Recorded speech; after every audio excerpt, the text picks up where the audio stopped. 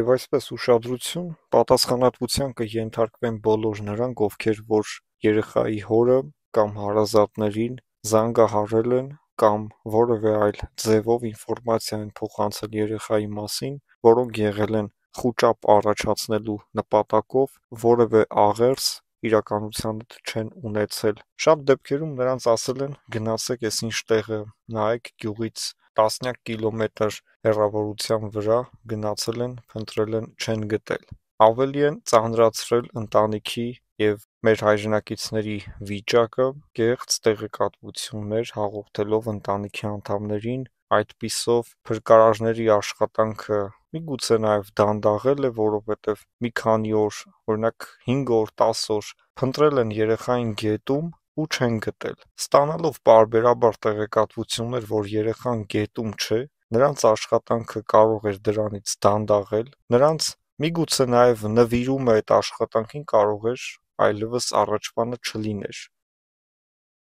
Մի խոսքով նրանք կարող էին հիասթափվել և այդ աշխատանքները արդյունք չստանային։ Եվ միգուցե այդ տեղեկատվությունները չլինեին, երեխային ավելի շուտ կարող էին հանել գետից, իհարկե դրանում որևէ բան չէր փոխվելու, ավելի քիչ ընտանիքի անդամները միգուցե կտառապեին, գոնե կիմանային, որ իրենց երեխան գետն է ընկել և պատմությունը դրանով կվերջանար, ավելի ծանր էին տանում, երբ որ որևէ ինֆորմացիա չկար, երեխային առևանգել են, թե նա գետն էր ընկել, որևէ մեկը չգիտեր, հիմա գոնե գիտեն իրականությունը, անկախ ամեն ինչից դա որքանով է դաժան, միևնույն է մենք ունենք այն ինչ որ ունենք, որևէ մեկը բնականաբար չի կարող որևէ բան փոխել, մենք էլ ենք ասում, որ ընտանիքի անդամների վիճակը այդքան էլ լավ չի, մեղմ ասած, և նաև գյուղի որոշ իրենց մտերիմ հարևանների, բարեկամների վիճակ, կոչ ենք անում հայտնի հեղինակավոր հոգեբաններին, որոնք ունեն որոշակի նման փորձառություն, գնալ և իրենց աջակցությունը ցույց տալ, հոգեբանական սեանսներ փոքրիկ անցկացնել նրանց հետ, նրանք այս ծանր վիճակում միայն ունեն հոգեբանական աջակցության կարիք։ Սա շատ կարևոր է և մենք զարմանում ենք իհարկե, բայց պետք է ասենք, որ պետությունը նման դեպքերում պետք է ինքը կազմակերպի։ Մենք տեսանք, որ երեկ ներքին գործերի նախարարը գնաց անձամբ ցավակցելու երեխայի ընտանիքի անդամներին, սա ողջունելի է, որ ներքին գործերի նախարարը գնաց անձամբ, սա նաև իհարկե հոգեբանական աջակցության տեսակ է, բայց մենք կխնդրենք, որ կոնկրետ համակարգում կցված հոգեբաններ, որոնք աշխատում են համակարգի հետ, ներառվեն նաև նման դեպքերում, երբ որ տեղի է ունենում ողբերգություն։ Բացի այդ, պետությունը պետք է ապահովի մարդկանց անվտանգությունը անկախ ամեն ինչից։ Հետո որ ասում են մարդիկ իրենց տները պարիսպապատում են, մեղադրում են մարդկանց, որ ուրիշ երկրներում նման պարիսպներ չկա եւ այլն եւ այլն, փաստորեն մարդը իր սեփական պարիսպից, իր սեփական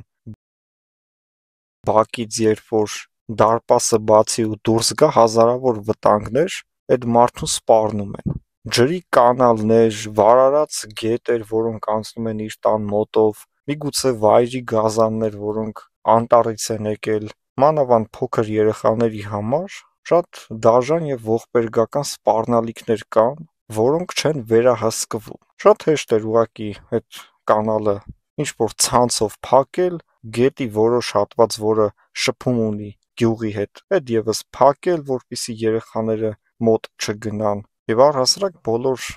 համայնքներում նման մոտեցումներ պետք է լինեն։ Նաև ուզում ենք անդրադարձ կատարել Երևանի տարբեր կամուրջներից իրենց ցած գցողներին ինքնասպանության նպատակով այլ պետություններում կամուրջների տակ, հենց կամուրջից սարքած, կամուրջին կցած կան ցանցեր, որ ինչքան էլ դու ուզում ես գցվես, գցվում ես ու այդ ցանցը քեզ պահում է։ Կամ պետքա տեղադրվեն տեսախցիկներ, որ հենց որ մեկը ուզենա գցվի, հաղորդում տրվի մոտակա պարեկին եւ միանգամից պարեկը գնա օգնության։ Իհարկե դա այդքան էլ ինչ-որ չափով չի կարող փրկել, եթե մարդ եկավ միանգամից գցվեց, բայց տվյալ ցանցերը կարող են մարդկանց կյանքեր փրկել։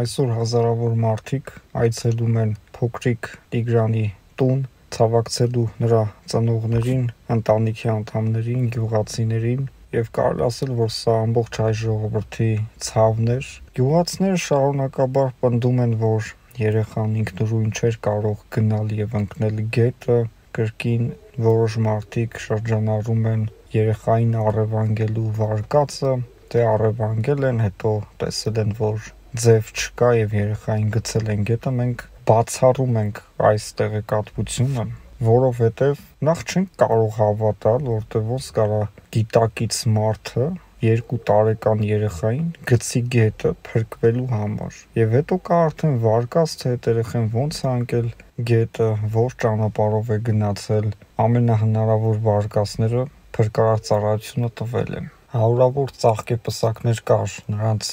դռան առջև, ամբողջ հայ ժողովուրդը ի սրտե ցանկանում էր, որ երեխան հայտնվի թեկուզ առևանգված, ոչ մեկ չէր ցանկանում, որ երեխային գետից գտնելու լուրը իմանա։ Բայց փաստացի մենք ունենք այնինչ որ կա, երեխան ընկել է գետը, ծնողները միգուցե դրան չեն ուզում հավատալ, որտեղ դա շատ դաժան վերջաբան է, բայց ուրիշ ապացույցներ, ուրիշ մանրամասներ, կասկածներ նույնիսկ չկա։ Նույնիսկ ինչ-որ 1% հավանականությամբ հետք չկա, որ կարելի է ենթադրել, որ երեխային առևանգել են եւ վերջում, որ երեխային գետից գտան, ոնց էին առևանգել, որ երեխան հայտնվել էր գետում։ Բերել գցել էին գետը երեխային։ Շատերը այսպեսի վարկածներ են նաեւ շրջանառում ավելի դաժանություն պարգևելով այս այդքան դաժան պատմությանը, բայց մենք կասենք, որ դա այդպես չի։ Երեխան եւ առհասարակ երեխաները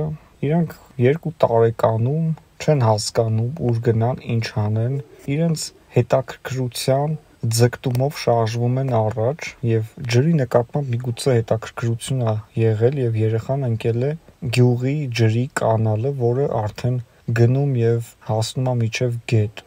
Եվ այդ ամենահավանական տարբերակներ, սրա մասին իհարկե ծնողները չխոսեցին, նրանք ասում էին, որ երեխան դեպի գետը գնալու ձգտում երբեք չի ունեցել, բայց մենք ասում ենք, որ երեխան դեպի գետ չի հասել, երեխան ընկել է գյուղի կանալը, որը գնացել է դեպի գետ։ Եվ գյուղացիները ասել են, որ այդ օրերին այդ կանալի